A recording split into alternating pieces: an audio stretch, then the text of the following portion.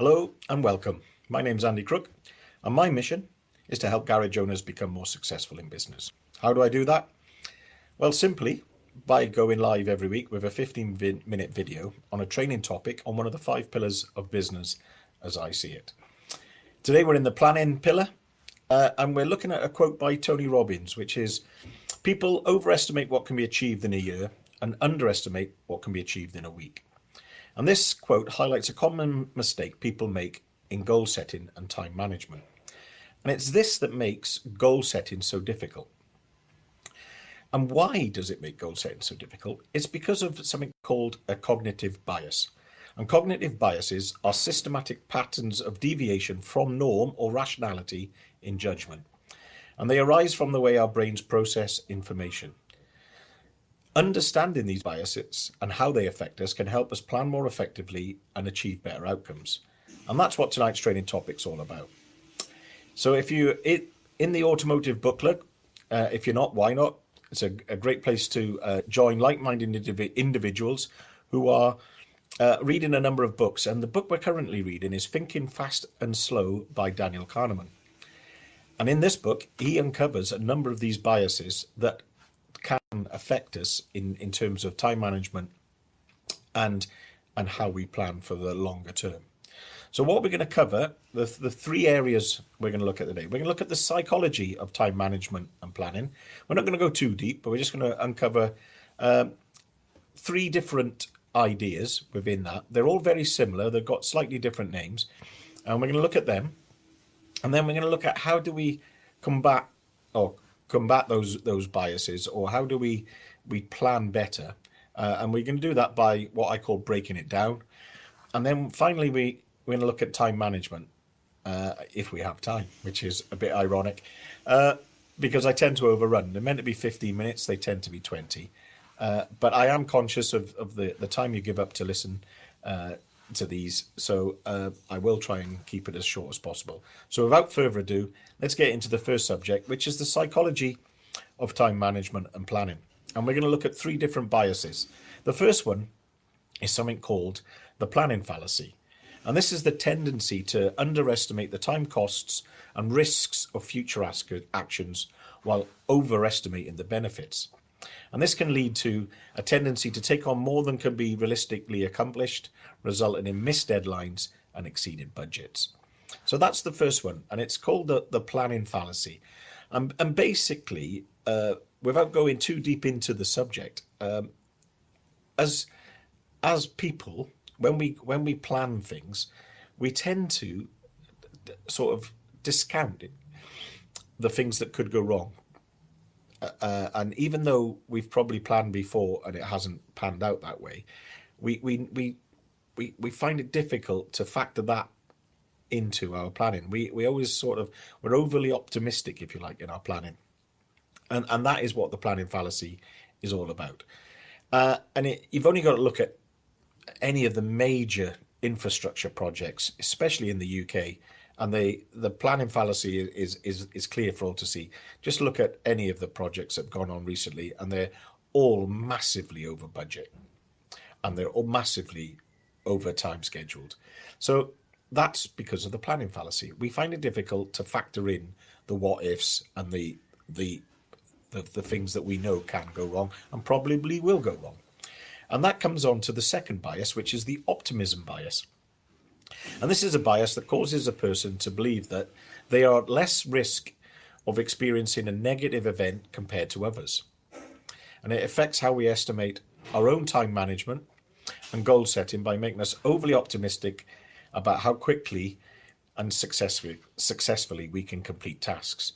And this is linked to the planning fallacy. And these biases are very, very similar, but they're all ever so slightly different. So in this one, it basically, we just believe we're at less risk of something going wrong than someone else. And this leads to us becoming overly optimistic when it comes to planning. And the thing about planning is the longer the planning duration, the more effect these biases have. So we'll come to that in a second. And the third bias, which is the overconfidence effect, is a well-established bias, where a person's confidence in their judgment is greater than the accuracy of those judgments. This bias can lead to underestimating the time, effort, and resources needed to complete tasks, as well as overestimating one's abilities. And this is a very, very typical bias when we start looking at what we can achieve. And basically, we just think we're better than we are. And it's not that we don't think anything. This one isn't so much about we don't think things will go wrong. It just thinks that we'll just overcome them. We can get this done. And that's what this one is. And it's if you're reading the book, Thinking Fast, Thinking Slow, this is covered in that book to great effect. So how do we combat these biases? Well, the best thing is breaking it down. And I have something, I call it the atomic planning method. And this is my business planning method that I've shared many, many times. So if you've heard it before, don't switch off, because we'll add some nuances here to do with combating these biases. So how I break down planning is I start with a very long-term goal, and I call it the 10-year vision, and I call it the vision. And this is kind of like a moonshot, and it's the best version or the best possible outcome you could envisage. So we want the overconfidence effect here. We want optimism here. Yeah. The planning fallacy doesn't really matter when we're planning something that is almost, if you like, so far away that it's impossible to envisage. It's almost too abstract. But what we're doing here is we're aiming for the best possible outcome that we could absolutely envisage. But what we do then is we have three-year goals, and what these are the goals that we would need to do over the next 3 years, followed by the next 3 years, followed by the next 3 years, to achieve that moonshot. And we keep on revisiting these during that time period. Notice that 3 and 3 only adds up to 9. I'm aware of that. My maths isn't that bad. We have a year that we can write off in case of an unforeseen event, such as we've recently experienced with COVID. But we've only got 1 year that we can write off. So we can't keep on writing off years and expect to get anywhere near our moonshot. But it is in there. It's factored into it. It's also factored in because we've got an extra year. Should we not have a disastrous year, we've just got that extra time. And that helps combat these biases. And then we have our 1-year plan, which is what we need to do in the next year to achieve our 3-year goal. And we've got 3 1 years in our 3 years, if you follow the cascading effect out. And what I encourage people to do is pick 10 things that they need to do this year that will enable them to meet their 3-year goal. Now, as you can see, as we are cascading down, the time frame is getting smaller and smaller. We're not continuously adjusting our 10-year goals or 5-year goals. We're adjusting our 3-year goals and our 1-year plan continuously. Because as the time frame of the planning starts to come into a sort, if you like, a reasonable time frame where we can imagine what would happen or what could happen, what I call is within sight, the 3-year goals, we start to become a little bit more accurate. And although the quote says we underestimate what can be achieved in a week, but we overestimate what can be achieved in a year, what we say, if the way we combat that is we just pick 10 things. And that's what I want people to, or I encourage people to do, is only pick 10 things. If you pick 10 major things that you know are holding your business back, or you back personally, because this works for business or personal planning, then you're more likely to do it. And you're only doing 10. And then you break the year down into 90-day objectives and key results. And we've done a training topic on objectives and key results and 90-day cadence and why this works so well. 90 days is just about as far as we can look forward and still have a real grasp on what could be happening or what should happen. And what we do within that 90 days, we have 13 weeks. And we have 13 weekly meetings in that 90-day period to identify what needs to be done, something that I call rocks.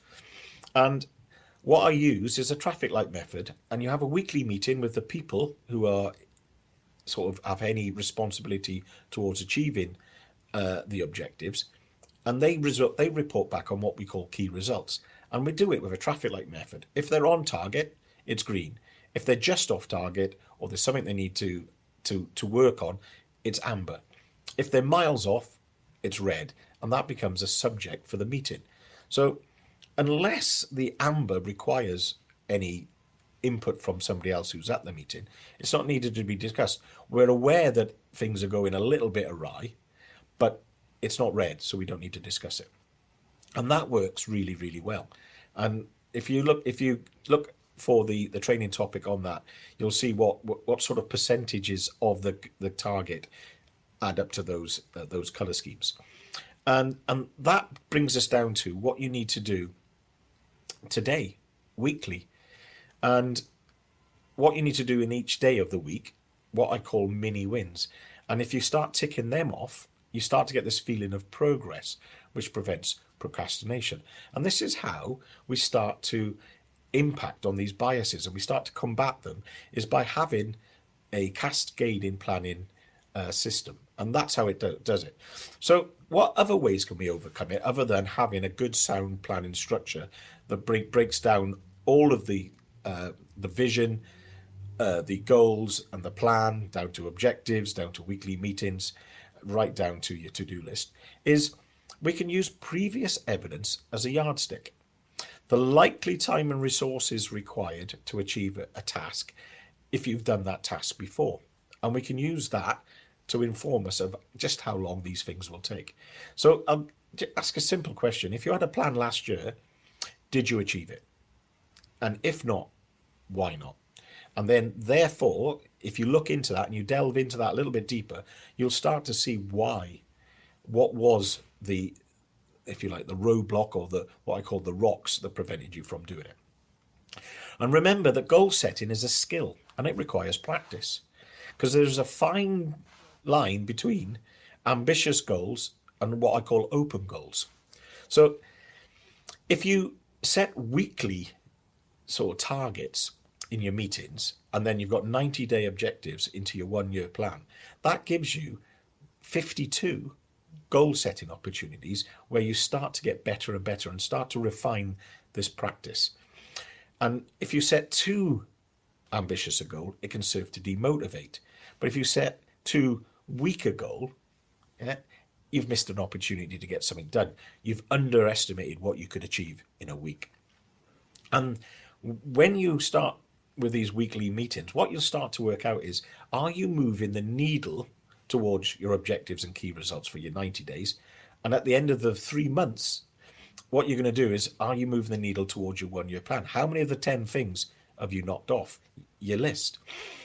And working on the wrong thing is very, very, very common in as much as we find something, we go all out and we try and improve it, and it has no effect on the stuff that we're working on.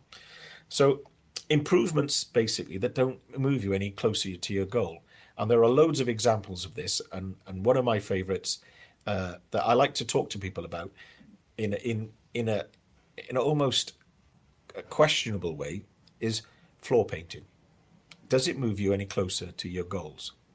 And if it does, great. If it doesn't, why are we painting the floor?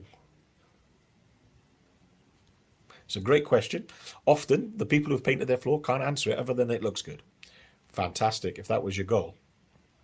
But remember to use your weekly meetings to track progress, adjust your targets, identify what needs to be done and in what order. What you're aiming for is the minimum viable action every day. And once you know what your MVA is every day, you start to do it. So we're going to move on to the final section, time management. And time management is really self-management. And overestimating our long-term capabilities while underestimating the short-term ones can lead to procrastination and a lack of motivation. Basically, we think, oh, we'll get it done, and we just keep putting it off.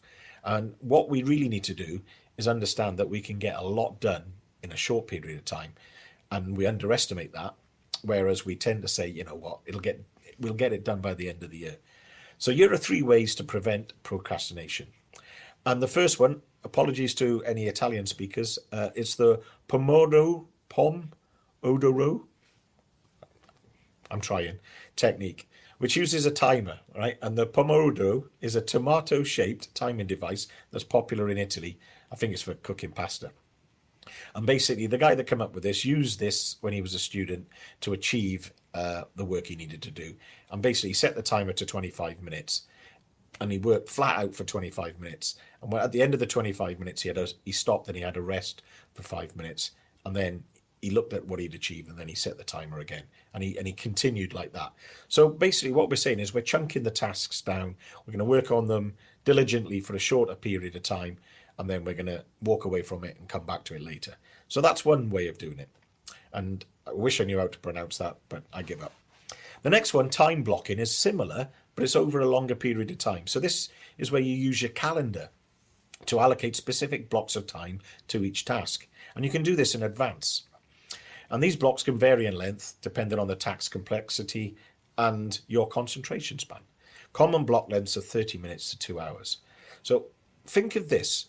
If you know the efficiency of your technicians, and think about this when you're booking jobs, and you're using a time blocking calendar to sort of plan the day or the week's work, do you account for the efficiency when you look at the job? So if it's a timing belt, book time 2 hours, that tech's at 50% efficiency. Is he going to do it in 2 hours? Do you book 2 hours or do you book 4 hours? So this is that idea. Now, if you were to book 3.5 hours, there's a chance he might do it a little bit quicker. Whereas if you book 2 hours, there's no chance he's going to get it done in that. And everything's going to run on. And finally, the third, and I really like this one. We've done a training topic on it before. It's called the Eisenhower Matrix, urgent or important tasks. And I think that was the name of the training topic, urgent or important. And basically, this is a little matrix where you put stuff into quarters on a piece of paper and you decide whether they're urgent or important and not urgent. And then you work on the ones you should be working on. And what we find is if we spend a bit of time analyzing what we do with our time, we start to look at where we're spending most time in which quarter, and which quarter should we be spending our time, which makes us work on the right thing, not anything. So atomic actions from this training topic is understand and adjusting our perception of what can be achieved in different time frames can lead to more significant accomplishments. Experiment with your goal setting strategies and appreciate the power of incremental progress, your minimum viable action and your small wins. If that's made you think about how you do your planning, then I've done my job.